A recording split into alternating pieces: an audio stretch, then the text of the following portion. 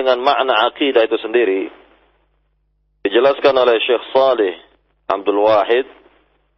Beliau mengatakan dalam kitabnya ini halaman 30, kata beliau, al-aqidatu hiya ma yadinul insanu bihi rabbahu jalla wa ala wa ma yaqidu qalbuhu alaihi. Akidah itu adalah apa yang diyakini oleh seorang hamba terhadap Rabb-Nya Jalla wa Ala, dan apa yang ada di dalam hatinya atau diyakini di dalam hatinya tentang Rabbul Alamin, bihaits tataghalghal fi a'maqin nafs wa yas'ub za'za'atuha aw dukhul syak fiha, yaitu betul-betul yang telah terpatri di dalam jiwa dan sulit digoyahkan atau sulit masuk kepadanya keraguan-raguan. Fal jibalu tataharrak min amakiniha wal aqidah tsabita fi qalbil mu'min. Maka apabila gunung dapat bergetar di tempatnya, maka akidah tidaklah dapat bergetar atau akidah tersebut tetap yakni terdapat pada hati orang yang beriman. Jadi sekali lagi, inilah yang kita lihat dari akidah atau makna akidah. Kita kembali kepada apa yang diberikan oleh Syekh Shalih di sini. Sekali lagi bahwa akidah itu adalah yakni keyakinan yang terdapat pada diri seorang hamba terhadap Rabb-Nya, dan apa yang ia yakini di dalam hatinya tentang Rabbul Alamin yang tidak akan tergoyahkan atau masuk keraguan-raguan padanya. Maka akidah orang yang beriman adalah tetap tidak seperti gunung ya, yang dapat bergerak atau yang dapat bergetar di tempatnya. Nah, inilah berkenaan dengan makna akidah. Kemudian ada pula di antara ahli ilmu yang memberikan definisi akidah itu bahwa akidah adalah hiya al-umur allati yajibu an yusaddiq biha qalbuk wa tatma'in ilaiha nafsuk wa takunu yaqinan 'indak wa la yumazijuha raibun wa la yukhalituha syakkun. Akidah itu adalah perkara-perkara yang wajib dibenarkan di dalam hatimu, tenang jiwamu dengannya, engkau yakin terhadapnya, dan tidak akan mungkin dimasukkan oleh satu keraguan atau bercampur dengan syak, yakni hal yang dapat meragukan. Nah, inilah berkenaan dengan makna akidah. Ya, sekali lagi ada yang mengatakan bahwa akidah itu adalah perkara-perkara yang wajib dibenarkan di dalam hati, kemudian hati menjadi tenang dengannya, yakin terhadapnya, dan tidak akan tergoyahkan dengan keraguan apapun, atau tidak akan bercampur dengan keraguan. Maka ini adalah definisi akidah yang diberikan oleh sebagian ahli ilmu, yang jelas bahwa akidah itu adalah suatu keyakinan yang terpatri di dalam hati seorang yang beriman, yang sangat kuat dan tidak tergoyahkan dengan apapun juga. Para jamaah yang dimuliakan Allah Subhanahu wa taala, para pendengar Radio Raja yang dimuliakan Allah Subhanahu wa taala, ini berkenaan dengan definisi atau makna al-aqidah. Yang sedangkan aqidah itu sendiri diambil asal katanya dari aqadah, yakni ikatan, yakni suatu ikatan yang kuat yang ada di hati seorang yang beriman, yang tidak akan tergoyahkan dengan apapun juga. Kemudian kita lihat berkenaan dengan sumber dari pengambilan akidah itu sendiri. Ya, ini pertanyaan atau kita menjawab pertanyaan min aina na'khudhu aqidatana, dari mana kita mengambil akidah kita sendiri, atau dari mana sumbernya, apa sumber dari akidah Islam itu sendiri. Maka berkenaan dengan sumber dari akidah Islam atau dari mana kita mengambilnya, tentu jawabannya adalah bahwa akidah Islam itu berasal dari Al-Quran. Akidah Islam itu berasal dari hadis-hadis Nabi yang sahih, yang menjelaskannya. Kalau dikatakan bahwa akidah Islam berasal dari Al-Quran Al-Karim, maka tentu tidak ada kebatilan padanya. Tidak ada penyimpangan padanya sebagaimana Allah Subhanahu wa taala berfirman mengenai hal ini dalam ayat yang mulia. Allah berfirman, la ya'tihil batil min baini yadayhi wala min khalfih tanzilum min hakimin hamid. Tidaklah datang kebatilan baik dari hadapannya maupun dari belakangnya, dan Al-Quran diturunkan dari zat yang maha bijaksana lagi maha terpuji. Nah, ini berkenaan dengan yakni keterangan Allah Azza wa Jal bahwa akidah Islam berasal dari Rabbul Alamin, Allah Subhanahu wa taala, yang menerangkan tentang akidah Islam di dalam Al-Quran Al-Karim dan dijelaskan oleh Rasulullah sallallahu alaihi wasallam melalui lisannya, melalui sabda-sabdanya. Kemudian kalau dikatakan tadi bahwa akidah Islam berasal dari Nabi yang mulia sallallahu alaihi wasallam, maka itu sebenarnya berasal dari Rabbul Alamin, dan tidaklah Nabi Muhammad sallallahu alaihi wasallam berkata dengan hawa nafsunya, melainkan wahyu yang diwahyukan kepadanya sebagaimana Allah berfirman dalam surat An-Najm ayat 3 sampai 4. Allah berfirman, "Wa ma yantiqu 'anil hawa in huwa illa wahyu yuha." Tidaklah Muhammad itu berbicara dengan hawa nafsunya, melainkan dengan wahyu yang diwahyukan kepadanya. Kemudian hal ini disyaratkan oleh Nabi yang mulia dalam hadisnya yang sahih. Kata Nabi yang mulia sallallahu alaihi wasallam tentang sumber dari pengambilan akidah dan juga materi Islam lainnya. Kata Nabi yang mulia, "Taraktu fikum syai'aini lan tadillu ba'dahuma kitaballahi wa sunnati. وَلَا يَتَفَرَّقَ حَتَّى يَرِدَ عَلَيَّ الْحَوْض." Kata Nabi yang mulia sallallahu alaihi wasallam, aku tinggalkan untuk kalian dua pusaka, yakni dua hal, dua pegangan atau dua sumber, dan tidak akan kalian sesat untuk selama-lamanya setelah memegang kedua hal ini. Yakni yang pertama adalah Al-Quran atau Kitabullah, dan yang kedua adalah sunnati, kata Nabi, sunnahku atau yakni cara aku beragama ini. Kemudian dikatakan, dan tidak akan berpisah sampai keduanya menjumpaiku di telaga. Maka inilah yang dijelaskan oleh Nabi bahwa tidak akan tersesat siapa saja yang berpegang teguh kepada Al-Quran dan hadis Nabi sallallahu alaihi wasallam yang sahih. Tidak akan tersesat untuk selama-lamanya, tidak akan tergelincir, tidak akan menyimpang dari jalan yang benar, yaitu selama memegang teguh dengan Al-Quran dan hadis Nabi yang mulia sallallahu alaihi wasallam. Maka inilah dua sumber dari pengambilan akidah Islam, Al-Quran dan hadis Nabi yang sahih. Maka tidak bisa mengambil akidah Islam dari selain Al-Quran dan hadis Nabi yang mulia sallallahu alaihi wasallam yang sahih. Maka apabila seorang misalnya mempelajari akidah Islam katanya, namun berasal dari kitab-kitab para filsafat, berasal dari kitab-kitab para filsafat, berasal dari kitab-kitab yang tidak jelas, berasal dari tulisan-tulisan yang tidak bertanggung jawab, yang tidak mencantumkan Al-Quran dan hadis Nabi yang mulia sallallahu alaihi wasallam, maka tentunya dapat diragukan dan tidak ada kebenaran padanya, dan pasti akan datang kebatilan-kebatilan, penyimpangan-penyimpangan, karena memang tidak berlandaskan Al-Quran dan hadis Nabi yang mulia sallallahu alaihi wasallam.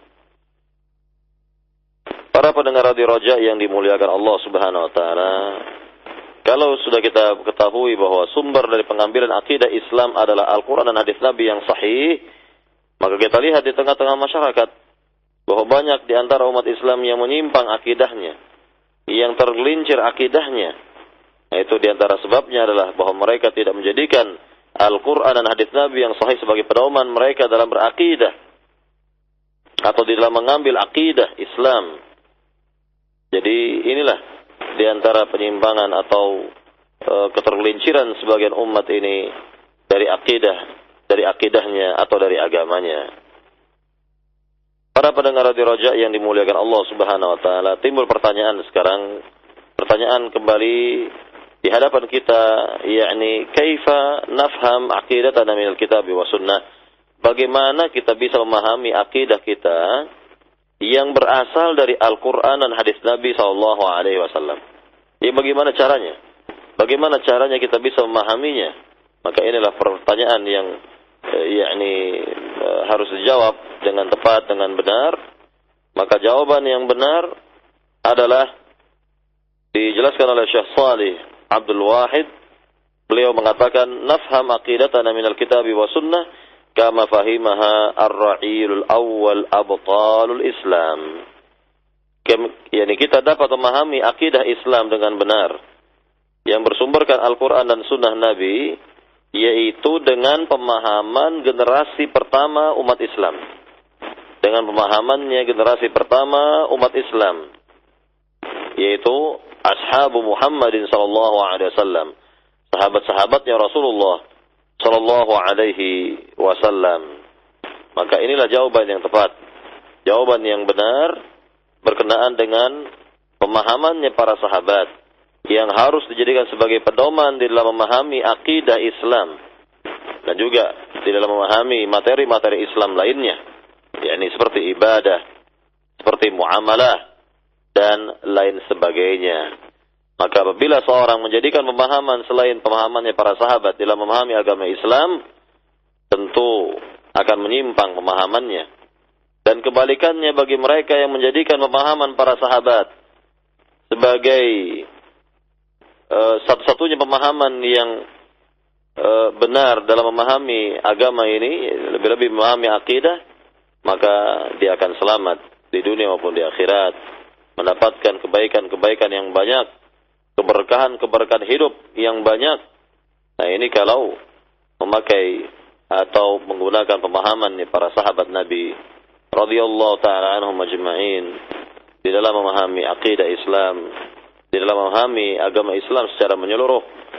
Dan sudah pasti Allah Subhanahu wa taala ridha dengan langkah yang seperti ini, sebagaimana Allah berfirman dalam surat At-Taubah ayat 100. Dalam surat At-Taubah ayat 100 Allah berfirman, "Was-sabiquna al-awwalun minal muhajirin wal ansar walladzina ittaba'uuhum bi ihsanin radhiyallahu anhum wa radu 'an wa 'adda lahum jannatin tajri tahta al-anhar khalidina fiha abada dzalikal fawzul 'adzim." Ya, artinya, dan orang-orang yang pertama kali masuk agama Islam dari kalangan muhajirin dan ansar, dan siapa saja yang mengikuti jejak mereka dengan baik, Allah ridha kepada mereka dan mereka pun ridha kepada Allah. Allah telah siapkan bagi mereka kebun-kebun atau surga-surga yang mengalir di bawahnya sungai-sungai. Mereka kekal di dalamnya untuk selamanya. Itulah kemenangan yang besar. Nah, ini berkenaan dengan keridhaan Rabbul Alamin. Allah sangat senang, Allah sangat ridha, Allah sangatlah senang jika umat ini mengikuti jejak generasi pertama umat Islam, yakni para sahabat, di dalam memahami agama Islam, lebih-lebih di dalam memahami tauhid. Maka kewajiban kita adalah rujuk atau kembali dan kembali kepada pemahaman salafus salih, yaitu pemahamannya para sahabat dalam memahami agama Islam, terlebih-lebih dalam memahami tauhid, memahami akidah Islam. Maka jika kita tidak menggunakan pemahamannya para sahabat di dalam memahami akidah Islam, maka bagaimana mungkin kita akan selamat? Bagaimana mungkin akidah kita akan benar, akan sahih? Maka sebagai contoh kita ambil dalam kesempatan yang baik ini, contoh ada di antara orang keliru di dalam memahami ayat Al-Quran Al-Karim yang berkenaan dengan masalah akidah, Misal dalam firman Allah Subhanahu wa taala, di mana Allah Subhanahu wa taala berfirman, "Wa'bud rabbaka hatta ya'tiyakal yaqin." Sembahlah Tuhanmu hingga datang kepadamu al-yaqin. Sehingga datang kepadamu al-yaqin.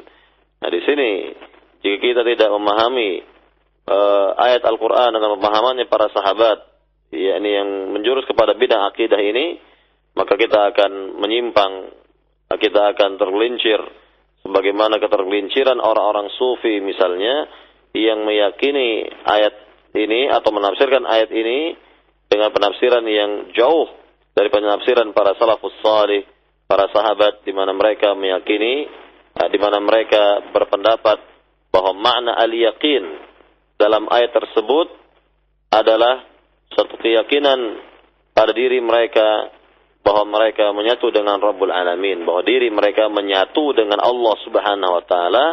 Ini kalau sudah mencapai tingkatan hakikat, tingkatan yang tertinggi dalam agama sufi, maka mereka yakin dengan seyakin-yakinnya bahwa Allah Subhanahu wa taala menyatu dengan diri mereka, menyatu dengan jiwa mereka, sehingga jika demikian adanya, maka mereka berkeyakinan tidak wajib melaksanakan agama ini, tidak wajib salat, tidak wajib shiyam, tidak wajib yang lainnya, karena mereka sudah yakin dengan seyakin-yakinnya bahwa Allah telah menyatu dengan dirinya.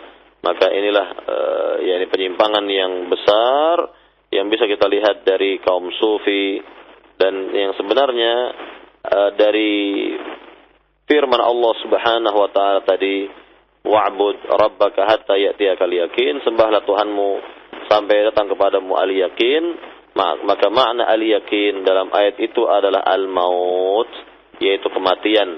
yakni sembahlah Tuhanmu sampai datang ajalmu, sampai datang kematianmu, sebagaimana yang kita lihat dari Rasulullah sallallahu alaihi wasallam. Tetap saja beliau beribadah kepada Allah dalam keadaan bagaimanapun, tetap beliau beribadah kepada Allah Subhanahu wa taala, apakah dalam keadaan lapang, dalam keadaan damai, maupun dalam keadaan berperang.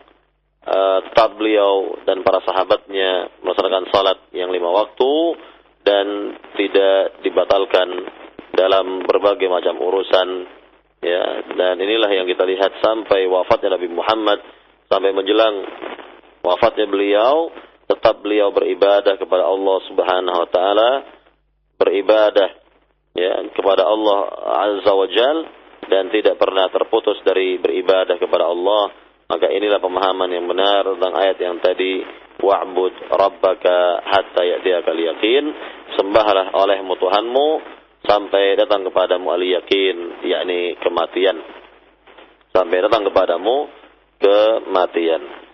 Para jamaah yang dimuliakan Allah Subhanahu wa taala, inilah diantara contoh dari sekian banyak contoh lainnya di mana pemahaman para salafus salih, pemahaman para sahabatlah yang kita ikuti di dalam memahami agama Islam, lebih-lebih dalam memahami akidah Islam. Maka Nabi yang mulia menjelaskan tentang perpecahan umat Islam, bahwa umat Islam ini kelak kata Nabi akan terpecah menjadi 73 golongan.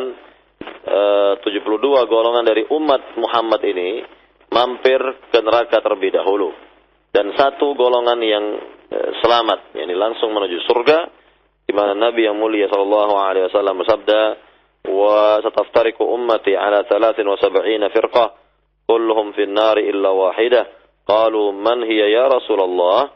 Qala hiya allati takunu ala ma ana alaihi wa ashabi. Dalam hadis yang sahih ini, Nabi sallallahu alaihi wasallam bersabda bahwa kelak umatku akan terpecah belah menjadi 73 golongan. 72 golongan mampir ke neraka atau dimasukkan terlebih dahulu ke dalam neraka, dan 1 golongan yang selamat. Nah, kemudian di antara sahabat ada yang bertanya kepada Nabi SAW, yakni siapa wahai Rasulullah golongan yang selamat itu? Maka Nabi katakan kepada mereka semua, yaitu barang siapa yang mengikuti jejak diriku dan para sahabatku dalam beragama Islam ini. Jadi siapa saja yang mengikuti pemahaman Rasulullah SAW dan pemahaman para sahabatnya radhiyallahu ta'ala anhum ajma'in di dalam memahami agama Islam, ya terlebih-lebih tadi saya katakan dalam memahami akidah dan juga yang lainnya. Para pendengar di Raja yang dimuliakan Allah Subhanahu wa taala, inilah kewajiban kita, yakni selain kita wajib merujuk semua permasalahan dalam bidang agama ini kepada Al-Quran dan hadis Nabi yang sahih, dan wajib pula kita untuk memahami dalil-dalil tersebut dengan pemahamannya para sahabat radhiyallahu ta'ala anhum ajma'in. Tentunya agar kehidupan kita selamat, kehidupan kita diridhai oleh Allah Subhanahu wa taala, seperti tadi yang telah dijelaskan dalam surat At-Taubah ayat 100 tadi, berkenaan dengan ganjaran yang besar bagi siapa saja yang dapat yakni mengikuti jejaknya para sahabat di dalam memahami agama Islam. Para pendengar Radio Roja yang dimuliakan Allah Subhanahu wa taala, kita akan jelaskan nanti berkenaan dengan atau kita akan jawab berkenaan dengan pertanyaan yang akan kita sebutkan, yakni limadza al-aqidatu awwala, mengapa akidah terlebih dahulu yang diprioritaskan, yang didahulukan atas materi-materi Islam lainnya. Maka ingatlah kita dengan sabda Nabi yang mulia sallallahu alaihi wasallam. Dalam hadis yang sahih Nabi bersabda, kata Nabi yang mulia sallallahu alaihi wasallam, "May yuridillahu bihi khairan yufaqihu fid din." Barang siapa dikehendaki kebaikan oleh Allah Subhanahu wa taala, maka ia akan berikan pemahaman yang benar mengenai agama Islam. Maka Allah akan berikan kepadanya maka Allah Subhanahu wa taala akan berikan kepadanya pemahaman agama Islam yang benar. Dan sudah barang tentu memahami atau agama Islam ini sangat luas cakupannya. Sangatlah luas cakupannya, artinya ilmu-ilmu, materi-materi yang ada dalam agama kita ini sangatlah besar dan sangatlah banyak, ya. Yakni ada dalam bidang akidah padanya, ada bidang ibadah di dalamnya, ada bidang muamalah padanya dan lain sebagainya. Maka yang pertama kali yang akan Allah berikan kepada hambanya ini, jika Allah menghendaki kebaikan padanya, tentunya Allah akan memberikan pemahaman yang benar dalam agama, yakni lebih khusus dalam bidang akidah. Lebih khusus dalam bidang akidah sebelum yang lainnya. Jadi tidak mungkin yakni Allah Subhanahu wa taala yakni memberikan pemahaman yang benar dalam bidang-bidang yang lain, namun akidah tidak diberikan. Jadi Allah akan memberikan terlebih dahulu pemahaman kepada si hamba ini dengan pemahaman yang benar dalam bidang akidah terlebih dahulu sebelum yang lain. Dan ini sangat atau bisa kita lihat dalam kehidupannya para sahabat, bahwa para sahabat adalah orang-orang yang mengerti akidah Islam, orang-orang yang paham betul tentang akidah Islam, dan mereka pun belajar kepada Nabi. Mereka pun belajar kepada Nabi materi-materi Islam lainnya, ilmu-ilmu Islam lainnya, seperti ibadah, muamalah, dan lain sebagainya. Namun mereka sangatlah memprioritaskan bidang akidah ini, mendahulukan bidang akidah ya, sebelum yang lain, dan terbukti bahwa Nabi yang mulia sallallahu alaihi wasallam memberikan fokus yang luar biasa, perhatian yang luar biasa, yang utama terhadap bidang akidah, yakni kurang lebih 13 tahun di Mekah dan 10 tahun di negeri Madinah. Ya, inilah yang dikehendaki oleh Allah Subhanahu wa taala kepada diri seorang hamba. Apabila Allah menghendaki kebaikan padanya, maka Allah akan berikan pemahaman yang benar dalam bidang agama, dalam bidang akidah Islam ini, dalam bidang akidah ini terlebih dahulu sebelum bidang-bidang yang lainnya. Para pendengar Radio Roja yang dimuliakan Allah Subhanahu wa taala, kita katakan seperti ini, tentu banyak di antara orang misalnya ahli dalam bidang tafsir, namun dari si akidah tidaklah beres misalnya. Atau ada di antara orang ahli dalam bidang fikih, namun boleh jadi akidahnya rapuh, akidahnya tidak baik. Ya, inilah yang kita lihat pada sebagian orang. Atau ada di antara mereka yang faham ini itu, namun jika ditanya tentang masalah akidah tidak faham atau tidak mengerti, atau ya ini bahkan belum mengetahuinya. Jadi inilah yang kita lihat dari hadis Nabi yang mulia tadi. Kembali kepada hadis yang mulia tadi, may yuridillahu bi khairan yufaqihu fid din. Jadi barang siapa dikehendaki kebaikan oleh Allah Subhanahu wa taala padanya, maka Allah akan berikan pemahaman yang benar mengenai agama ini, yakni yang pertama sekali adalah bidang akidah sebelum yang lainnya.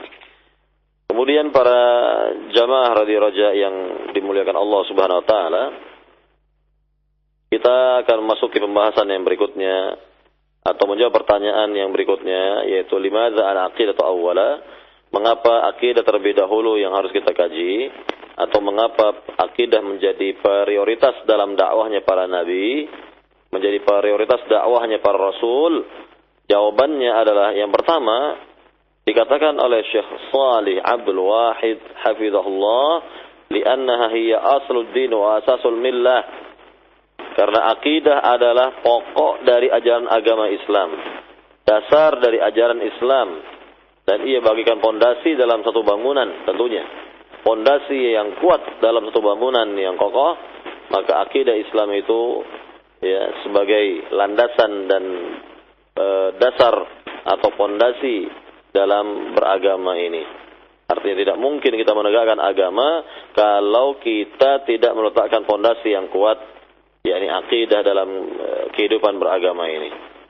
Kemudian para jamaah yang dimuliakan Allah Subhanahu wa taala, kalau dikatakan akidah sebagai landasan, akidah sebagai pondasi, bagaikan bangunan yang memiliki pondasi, maka tidak mungkin kiranya seorang membangun bangunan misalnya langsung pada tingkat yang teratas tanpa meletakkan pondasi yang kuat, tanpa membuat pondasi yang kokoh pada bangunan tersebut. Jadi sekali lagi tidak mungkin ya, yakni hal seperti ini terjadi, dan tentunya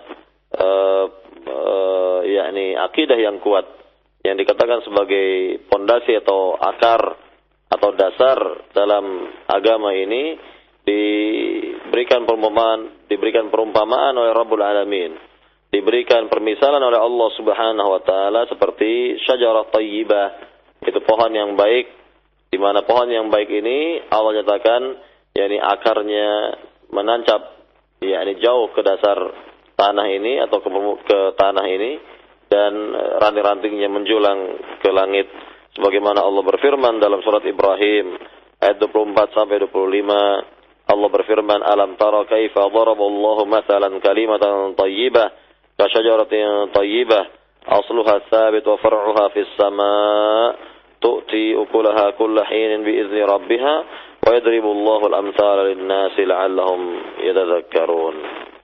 Yang artinya, tidakkah engkau melihat wahai Muhammad bagaimana Allah membuat permisalan, yakni permisalan tentang kalimat thayyibah, kalimat yang baik, seperti pohon yang baik pula, di mana akarnya kuat menancap ke dalam tanah dan cabang-cabangnya menjulang ke langit, memberikan buahnya pada waktunya dengan izin Allah Subhanahu wa taala. Maka Allah jadikan perumpamaan-perumpamaan tersebut bagi manusia agar mereka dapat berfikir, agar mereka dapat berfikir. Dan tentunya kebalikan dari syajarah thayyibah, kebalikan dari pohon yang baik, kebalikan dari pohon yang baik adalah pohon yang tidak baik. Ini pohon yang ini tidak memiliki akar yang kuat di tanah, ya, dan maka seperti ini dapat tumbang sewaktu-waktu, dapat rubuh sewaktu-waktu, sebagaimana Allah Subhanahu wa taala berfirman dalam surat Ibrahim juga ayat berikutnya, yaitu ayat yang ke-26. Allah berfirman, wa mathalu kalimatin khabithah ka syajaratin khabithah ujtussat min fawqil ar ma laha min qarar. Sekali lagi Allah Subhanahu wa taala berfirman, wa mathalu kalimatin khabithah ka syajaratin khabithatin ujtussat min fawqil ardi ma laha min qarar. Dan permisalan dari kalimat yang buruk adalah seperti pohon yang buruk pula, di mana pohon tersebut yakni menampakkan atau nampak akarnya atau tidak kuat dasarnya. Dan inilah yang kita lihat dari permisalan Rabbul Alamin, contoh yang Allah berikan di sini tentang pohon yang kedua, pohon yang tidak baik, di mana pohon tersebut tidak memiliki akar yang kuat, yang kokoh, yang menancap ke tanah. Adapun pohon yang pertama yang disebutkan oleh Rabbul Alamin adalah pohon yang benar, pohon yang baik, pohon yang kuat sekali karena memang akarnya menancap ke dasar tanah ini dan ranting-rantingnya menjulang ke langit. Para jamaah yang dimuliakan Allah Subhanahu wa taala, inilah keterangan dari Syekh Shalih Abdul Wahid tentang pentingnya masalah akidah, karena ia adalah bagaikan fondasi dari kehidupan seorang, ya, yakni dasar dalam keyakinan seorang. Maka tidak dibenarkan apabila seorang mengabaikan masalah akidahnya, tidak memperdulikan masalah akidahnya. Jadi bagaimana mungkin seorang akan kuat akidahnya, akan benar agamanya kalau tidak memiliki akidah yang sahihah, akidah yang benar, yang kuat. Ya. Dan kita lihat banyak di antara orang yang tergoyahkan akidahnya, bahkan na'udzubillah, ada pula di antara orang yang mengganti akidahnya kepada agama lain selain dari agama Islam ini.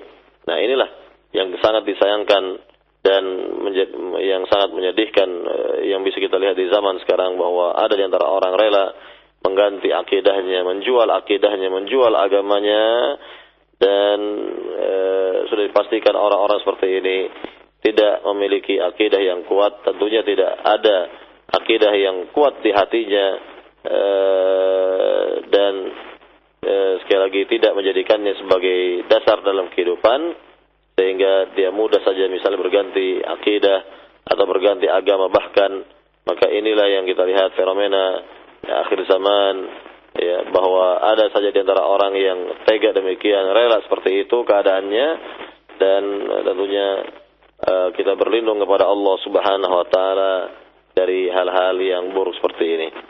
Kemudian para pendengar di Raja yang dimuliakan Allah Subhanahu wa taala, sebagai jawaban yang kedua berkenaan dengan mengapa akidah terlebih dahulu yang diprioritaskan oleh para nabi, para rasul, dijelaskan oleh Syekh Shalih Abdul Wahid, di anna al-a'mala wal aqwala lan tuqbal 'inda Allah illa bil aqidati shahihah, bahwa semua amal perbuatan, semua ibadah, semua ucapan yang benar itu tidak akan diterima oleh Allah Subhanahu wa taala kecuali dengan akidah yang sahih, kecuali memiliki akidah yang sahih, akidah yang benar, akidah yang lurus, sehingga apa saja yang dilakukan oleh si hamba tentunya akan diterima oleh Allah Subhanahu wa taala.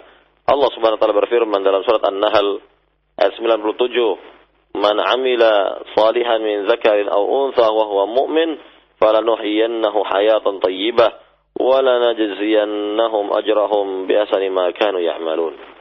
Ya, artinya barang siapa beramal salih baik dari kalangan laki-laki maupun wanita, sedangkan ia adalah orang yang beriman, maka kami akan berikan kepadanya kehidupan yang baik, dan kami akan ganjar atau beri pahala kepadanya dengan pahala yang besar, atau sebaik-baik ganjaran atau pahala atas apa yang mereka kerjakan selama di dunia. Atau ayat yang semisal dari ini bisa kita lihat dalam surat An-Nisa ayat 124, di mana Allah Subhanahu wa taala berfirman, "Wa may ya'mal minas salihati min dzakarin aw untha wa huwa mu'min fa ulaika yadkhuluna al-jannah wa la yuzlamuna naqira." Ya, artinya barang siapa beramal salih dari kalangan laki-laki dan wanita dan dia dalam keadaan beriman. Nah, ini yang perlu digarisbawahi, dalam keadaan beriman. Nah, kalau dikatakan dalam keadaan beriman, tentu ya dalam memiliki akidah yang sahih. Karena memiliki akidah yang benar, sehingga ada keimanan yang kuat di dalam hati. Dan kembalikan bahwa apabila seorang tidak memiliki akidah yang sahih, tidak memiliki akidah yang benar, maka bagaimana mungkin dikatakan sebagai orang yang beriman sebenarnya kepada Allah Subhanahu wa taala. Jadi semua dapat ditentukan, semua dapat diterima oleh Allah Subhanahu wa taala, semua dapat diganjar oleh Allah Subhanahu wa taala dari amal-amal, dari perbuatan-perbuatan yang dikerjakan, apabila, ya sekali lagi, apabila dilandasi semuanya itu dengan akidah yang sahih, akidah yang benar, akidah Rasulullah sallallahu alaihi wasallam, akidahnya para sahabat radhiyallahu taala anhum ajma'in. Dan sebagai contoh misalnya, apabila seorang tidak memiliki akidah yang sahih dalam dirinya, maka akan timbul semacam penyakit riya misalnya, atau penyakit-penyakit hati lainnya yang dapat menodai keikhlasan. Maka apakah yang seperti ini apakah yang seperti ini dapat diterima amal-amalnya oleh Allah Subhanahu wa taala lantaran dilandasi oleh riyaknya, sum'ahnya, ujubnya, ataupun yang lainnya. Dan jelas bahwa hal ini menunjukkan bahwa orang tersebut atau si hamba itu belumlah memiliki akidah yang sahih, akidah yang benar. Dan bagaimana mungkin amal-amalnya akan diterima jika tidak dilandasi dengan akidah yang sahih, akidah Rasulullah sallallahu alaihi wasallam. Para pendengar di Roja yang dimuliakan Allah Subhanahu wa taala, saya kira inilah yakni pembahasan kita di pagi hari ini terlebih dahulu berkenaan dengan yakni akidah sebagai prioritas dakwahnya para nabi, para rasul yang kita ambil dari kitab Al-Aqidatu Awwalan Law Kanu Ya'lamun, akidah terlebih dahulu jika mereka mengetahuinya, karya dari Syekh Abu Islam Salih bin Taha Abdul Wahid hafizahullah taala. Dan mudah-mudahan kajian kita yang singkat di pagi hari ini bermanfaat, dan saya kembalikan kepada pembawa acara di studio Roja. Silakan. Terima kasih untuk Ustaz Jazakallah khairan atas pembahasan dan materi yang disampaikan dari pembahasan buku Akidah Prioritas Dakwah Para Nabi karya Syekh Saleh Abdul Wahid. Semoga Allah Subhanahu wa taala menjaga beliau. Ikhwatal iman, untuk berikutnya kita akan memasuki sesi tanya jawab.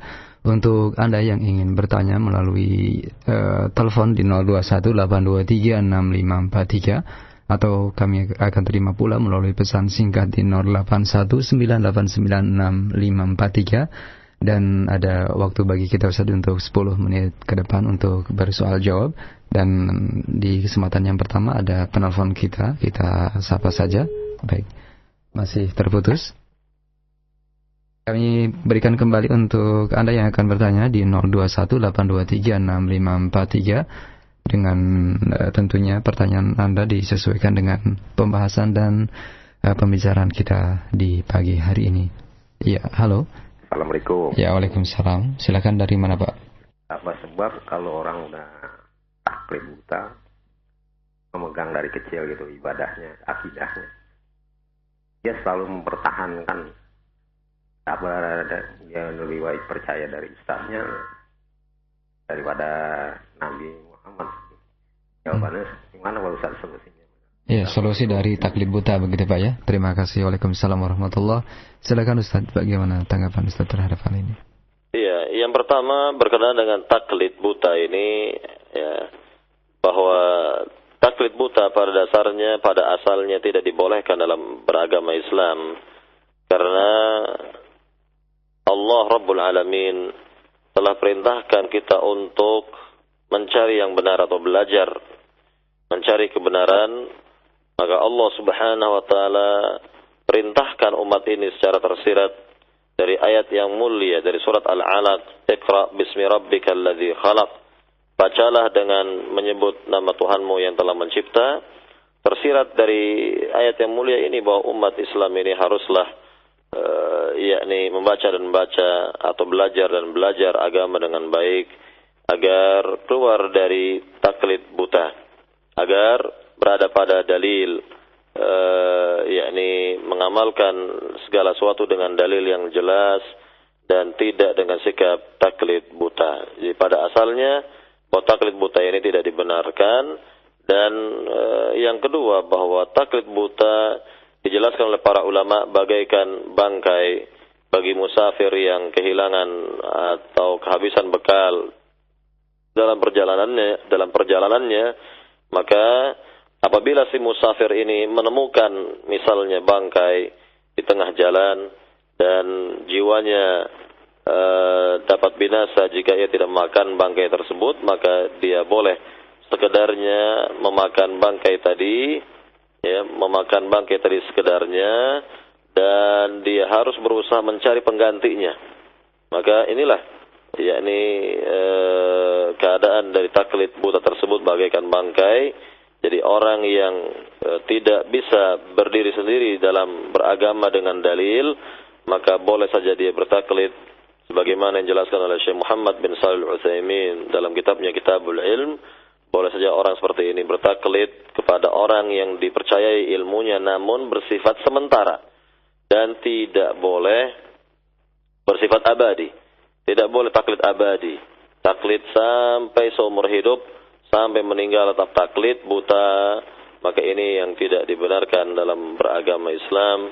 Sehingga umat ini dituntut untuk bersikap kritis, dituntut untuk bersikap dinamis dalam kehidupannya, mencari kebenaran. Lebih-lebih di zaman sekarang dengan kemajuan teknologi yang luar biasa, maka kita dapat belajar ilmu dengan baik insyaallah taala bisa mendengarkannya, ya, mendengarkan seperti radio Roja ini misalnya di pagi hari sampai sore hari dan seterusnya demikian jika ada waktu. Kemudian juga yakni belajar pada majelis-majelis ilmu yang jelas, menghadiri majelis-majelis ilmu yang jelas yang dibahas padanya Al-Quran dan hadis Nabi yang sahih dengan pemahaman salafus salih, atau dengan cara-cara yang lain sehingga dapat keluar dari taklid buta ini. Kemudian ya tentu dalam beragama ini sikap kritis ini perlu sangat diperlukan, yakni bertanya dan bertanya apabila kita tidak mengetahuinya. Sebagaimana Allah Subhanahu wa taala berfirman dalam ayat yang mulia, yakni fas'alu ahla dzikri in kuntum la ta'lamun, bertanyalah kepada ahlinya jika tidak mengetahuinya. Atau dalam sabda Nabi yang mulia, Nabi bersabda, inna ma syifa'ul ayyi su'al. Hanya saja obat dari kebodohan adalah bertanya. Obat dari kebodohan adalah bertanya kepada ahlinya. Jadi tidak dibenarkan apabila seorang dalam hidupnya sampai yakni tuanya, sampai akhir hayatnya yakni dalam keadaan taklid buta. Para pendengar di Roja yang dimulakan Allah Subhanahu wa taala, masalah ini adalah masalah yang sangat penting yang harus kita ketahui agar kita bisa memposisikan diri kita di mana kita berada, ya, kita dapat memposisikan diri kita apakah kita ini sebagai orang yang sangat awam misalnya.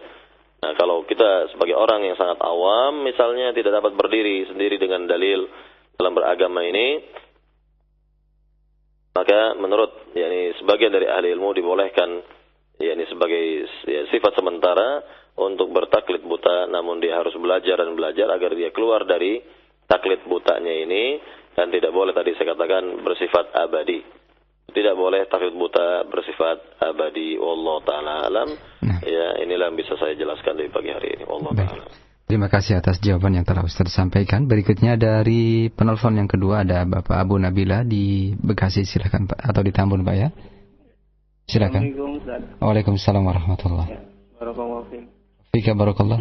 Ada ada dengungan Pak, kurang jelas.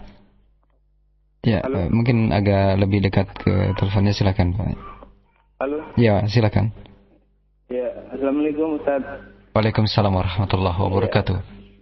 Karena mau minta nasihatnya untuk cara menyadarkan orang tua yang masih dalam,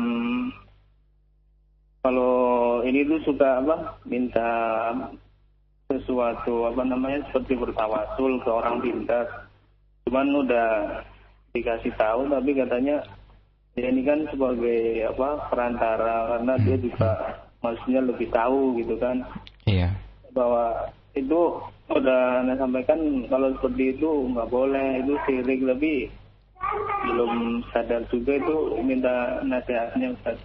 Orang pintar di sini tanda kutip Pak ya? Iya. Maksudnya dukun begitu ya? Iya, seperti kayak paranormal gitu. Iya, baik.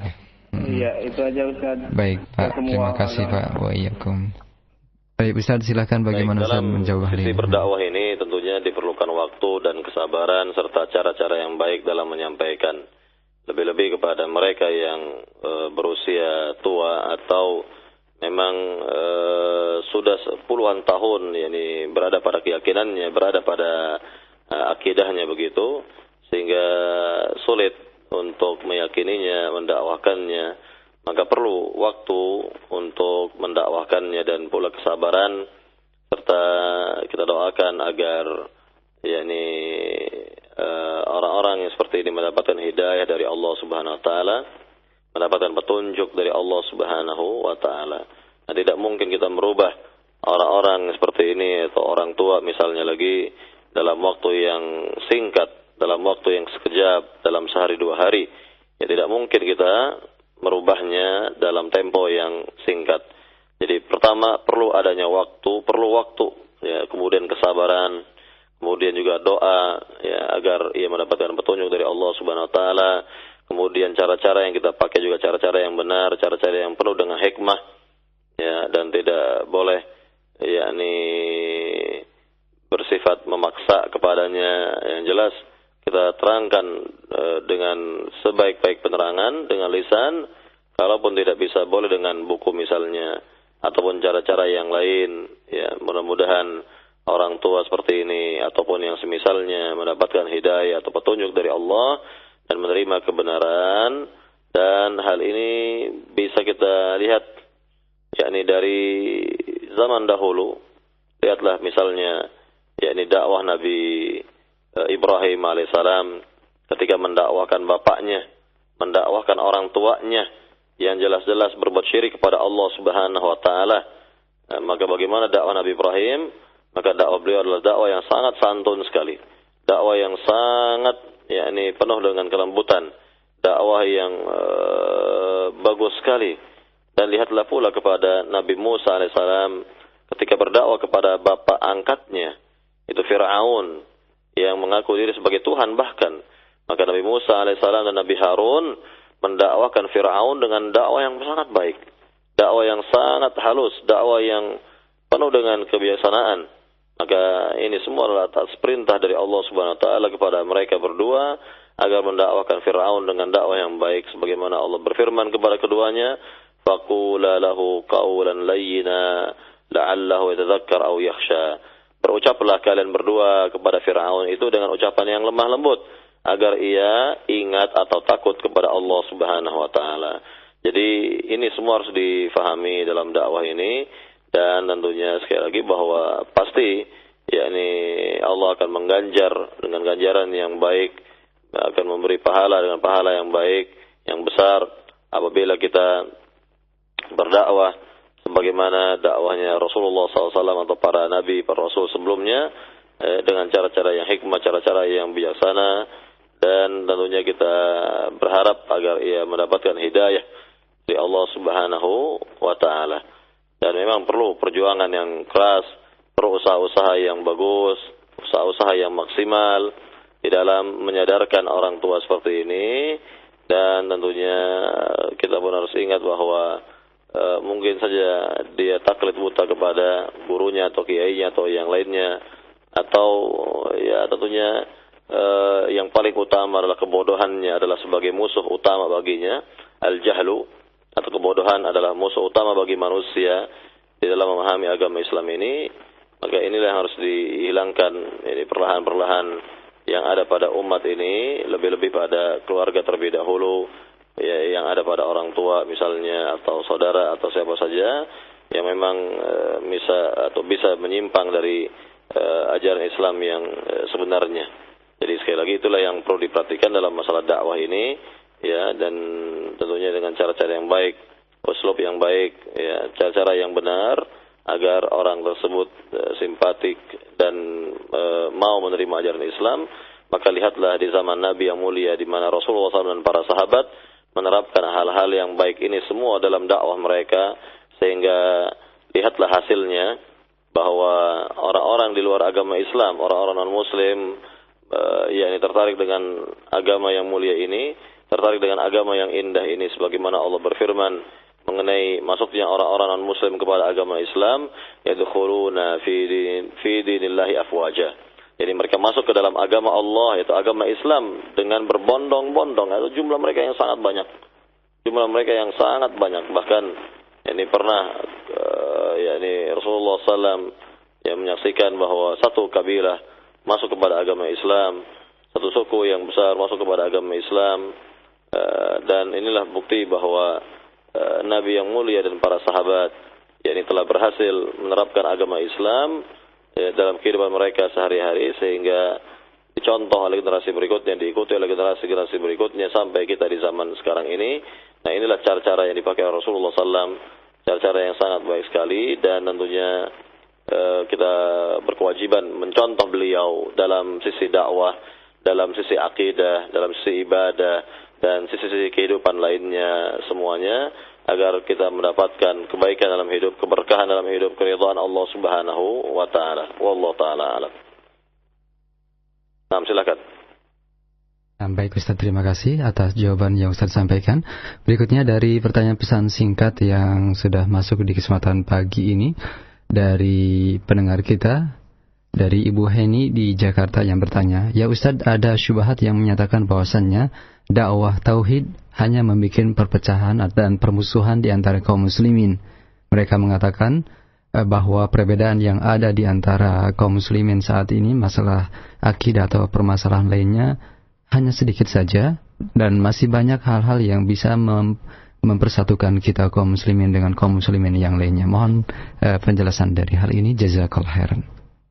Ya, kalau dikatakan bahwa dakwah tauhid memecah belah persatuan manusia atau umat ini, maka tidak sepenuhnya dapat dibenarkan atau dapat disalahkan dalam hal ini, bahwa akidah tauhid atau dakwah tauhid yang dibawa oleh para nabi, para rasul, kalau dikatakan memecah belah, maka betul ada benarnya juga, yakni memecah belah antara tauhid dengan syirik, memecah belah antara yang hak dengan yang batil, memecah belah antara orang yang beriman dengan orang yang tidak beriman kepada Allah Subhanahu wa taala, dan begitu seterusnya. Ini kalau dikatakan sebagai dakwah pemecah belah. Tapi kalau dikatakan dakwah pemecah belah, yakni yang memecah belah umat Islam misalnya, maka ini tidak benar.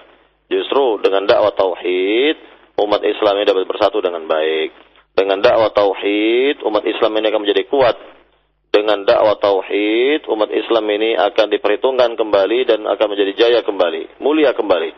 Sebagaimana yang kita lihat pada generasi pertama umat Islam, para sahabat radhiyallahu taala anhum ajma'in, di mana mereka adalah orang-orang yang bertauhid kepada Allah. Sehingga lihatlah bagaimana persatuan mereka yang sebenarnya, bagaimana ukhuwah mereka yang sebenarnya, bagaimana ya kebaikan-kebaikan mereka yang sebenarnya. Maka ini bisa kita lihat dari kehidupannya para salafus salih, para sahabat radhiyallahu taala anhum ajma'in. Jadi ya, saya katakan sekali lagi bahwa apabila dakwah tauhid ini dikatakan dakwah yang dapat memecah belah, tentu dapat memecah belah antara tauhid dengan syirik, memecah belah antara orang yang beriman dengan orang yang tidak beriman, memecah belah yakni antara yang hak dengan yang batil. Namun kebalikannya sekarang, bahwa dakwah tauhid tidak bisa dikatakan sebagai dakwah pemecah belah. Justru dakwah tauhid inilah yang dapat menyatukan umat Islam, mempersatukan kaum muslimin. Jika mereka semua berada pada akidahnya yang benar, jika semuanya berada pada petunjuk-petunjuk agama yang dengan benar, maka akan benar pula agama mereka dan akan baik insyaallah ke depannya. Dan inilah yang sangat jelas dalam kehidupan ini. Jelas-jelas sekali lagi bahwa dakwah para nabi, dakwah para rasul, yaitu dakwah tauhid adalah dakwah yang barakah, dakwah yang benar, ya, dakwah yang dapat membuka wawasan seorang, dapat membuka wawasan seorang. Ya, ini dakwah yang dilandasi dengan dalil. Ya, dakwah tauhid adalah dakwah yang dilandasi dengan dalil, sebagaimana Allah Subhanahu wa taala misalnya berfirman dalam surat An-Nahl ayat 63, Allah Subhanahu wa taala berfirman, وَلَقَدْ بَعَثْنَا فِي كُلِّ أُمَّةٍ رَسُولًا أَنِ اعْبُدُوا اللَّهَ وَاجْتَنِبُوا الطَّاغُوتَ.